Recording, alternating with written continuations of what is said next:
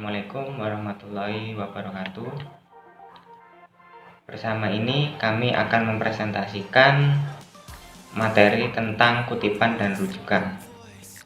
Pertama-tama kami akan memperkenalkan anggota kelompok kami, yaitu yang pertama saya Jovan Rizky Andika dengan NPM 13 2021 00910, dan kedua Muhammad Yusri Nur Habibi dengan NPM 13 2021 00912. Yang ketiga Afif Zainul Surur Wafa dengan NPM 13 2021 00909.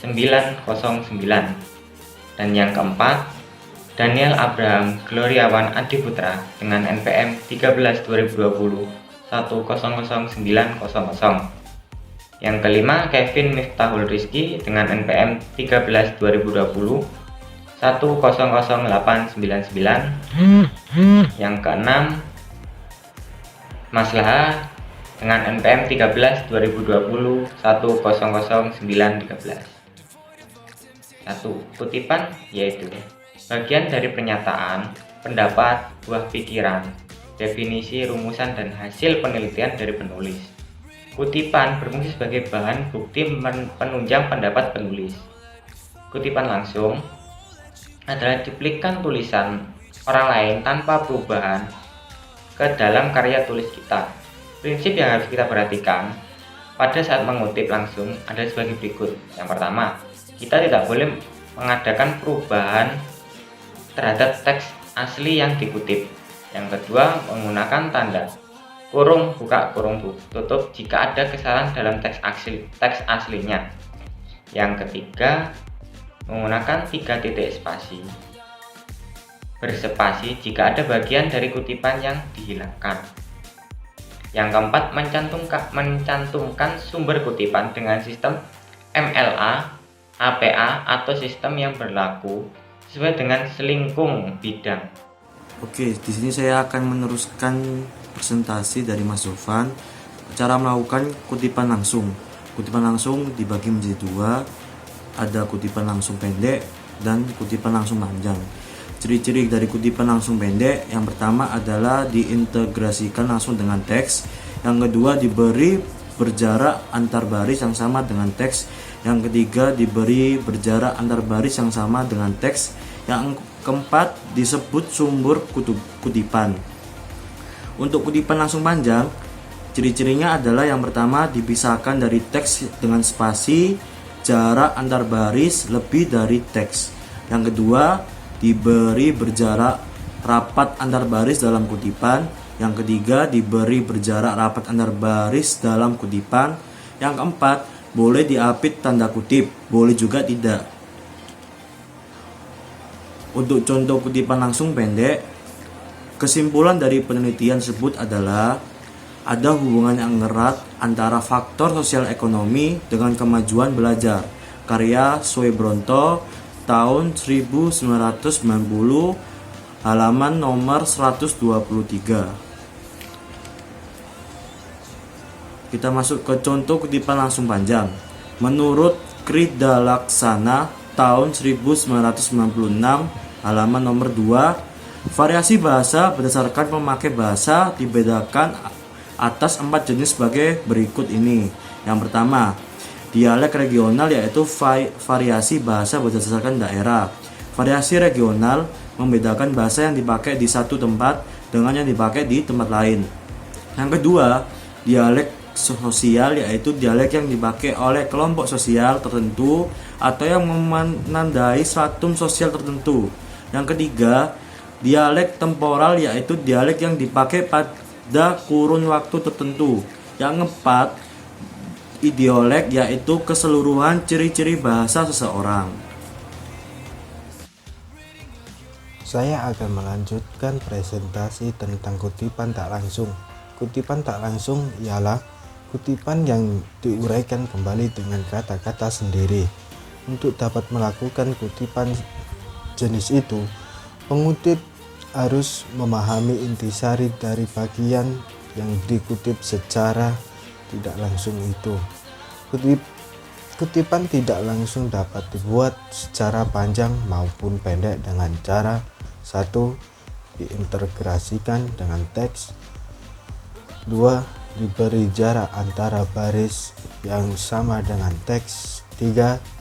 Dicantumkan sumber kutipan dengan sistem MLA, APA, dan selingkung bidan.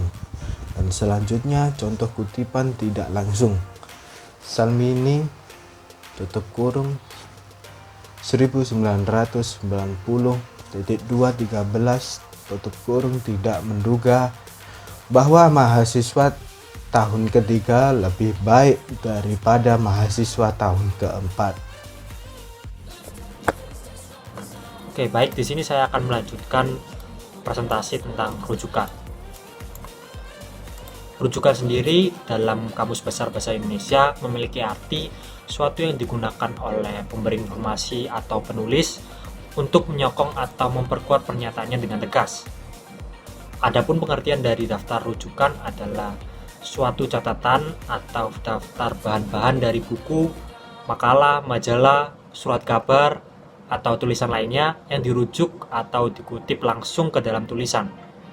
Nah, rujukan dalam tulisan dapat berupa yang pertama ada catatan kaki atau yang biasa disebut footnote, dan catatan akhir yang disebut endnote. Nah, untuk footnote biasanya terletak pada bagian bawah suatu halaman karya ilmiah, dan untuk catatan akhir biasanya terletak pada akhir suatu karya ilmiah, biasanya sebelum daftar pustaka. Nah, selanjutnya untuk penulisan daftar rujukan. Ada beberapa unsur untuk menulis daftar rujukan. Yang pertama, nama penulis. Nah, di sini nama penulis ditulis dengan urutan. Yang pertama ada nama akhirnya terlebih dahulu, lalu nama awal, dan nama tengah. Dan biasanya tidak perlu penulisan dengan gelar. Lalu untuk yang selanjutnya ada tahun penerbit, lalu ada judul, lalu selanjutnya disertai dengan kota tempat menerbit dan nama penerbit. Saya mau membacakan contoh daftar rujukan yang pertama. Rujukan dari buku Albertson dan Colbert 2000. Refleksi metodologi New Vistas for Qualitative Research London. Sede publikasi.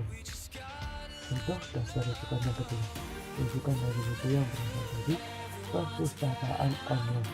Rilis 1999. The Core of One, a book for nerds of Oxford that will mention dari Net Library Online. Itu http-nya http://www.netlibrary.com yang diakses 24 Agustus 2007. Contoh daftar rujukan yang ketiga berupa buku yang ada editornya. Marzuki, MS, tahun 2009. Judul buku Dimensi-Dimensi Pendidikan Non-Formal, diterbitkan di Malang. Nama penerbit Fakultas Ilmu Pendidikan Universitas Negeri Malang. Contoh daftar rujukan yang keempat dari artikel dalam internet berbasis jurnal tercetak. Mepip, Ibrahim AS dan Sujono, tahun 2009. Judul artikel Budaya Konsumsi Remaja Pelajar di 3 Kota Metropolitan dalam kanal Jurnal Ilmu Pendidikan yang diakses melalui http://worldwideweb.um.ic.id, diakses pada tanggal 25 Desember tahun 2009. Demikian presentasi dari kelompok kami, semoga bermanfaat. Terima kasih.